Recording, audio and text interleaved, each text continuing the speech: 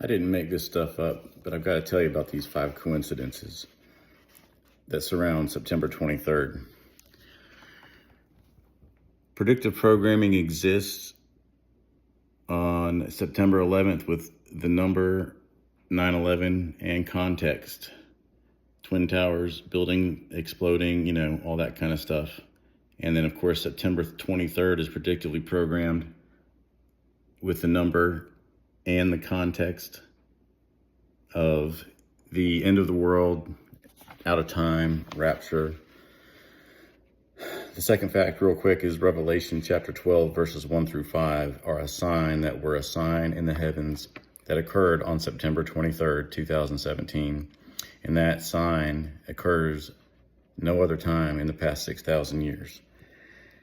September 23rd, 2017. So 8 years later, it's September 23rd, again, 2025. And 8 is the number of resurrection in the Bible, and regeneration and new beginnings. So there's the second fact. The third fact is a bunch of notes that really outline the Feast of Trumpets, Rosh Hashanah, as the rapture date. You can try to screenshot that. I can't flip my iPhone while making a video, apparently. You gotta have some app, and I don't do that. But there's a lot there. Screenshot that. But Rosh Hashanah is the Feast of Trumpets. It's a 2-day feast centered on the new moon. You can't see it coming, so that's how the idiom, the day and the hour that no man knoweth, came about. So it's also where the last trump originated. It's the 100th trumpet blast, the Tekiah Gadolah. And possibly related is in the twinkling of an eye, which might mean sunset in Jerusalem, that last flash of light.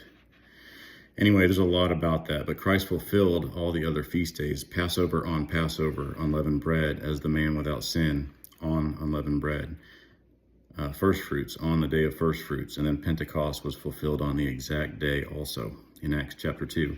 The reason I'm telling you so much about Rosh Hashanah being the Feast of Trumpets, being the day and the hour that no man knoweth, is because that's how I understand it to be the day of the rapture.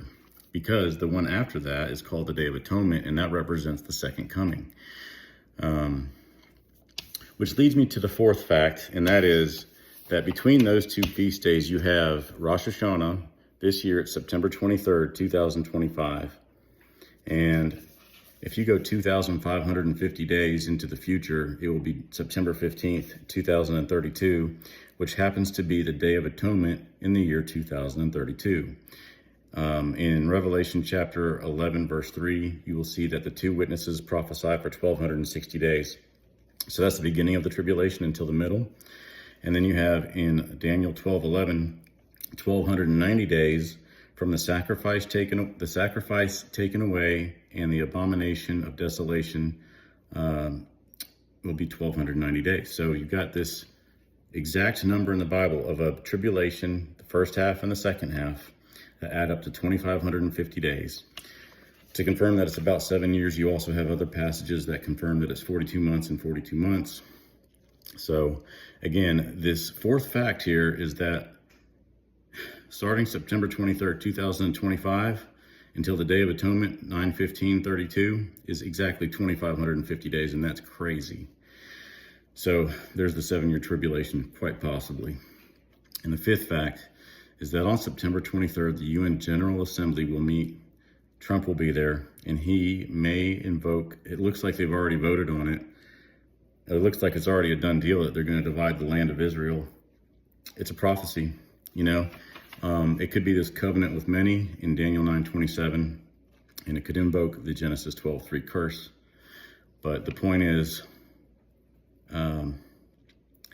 there's a Bible verse that says, when they shall say peace and safety, then sudden destruction cometh upon them as travail upon a woman with child, and they shall not escape. So somebody's escaping, but it's not them. I hope it's you.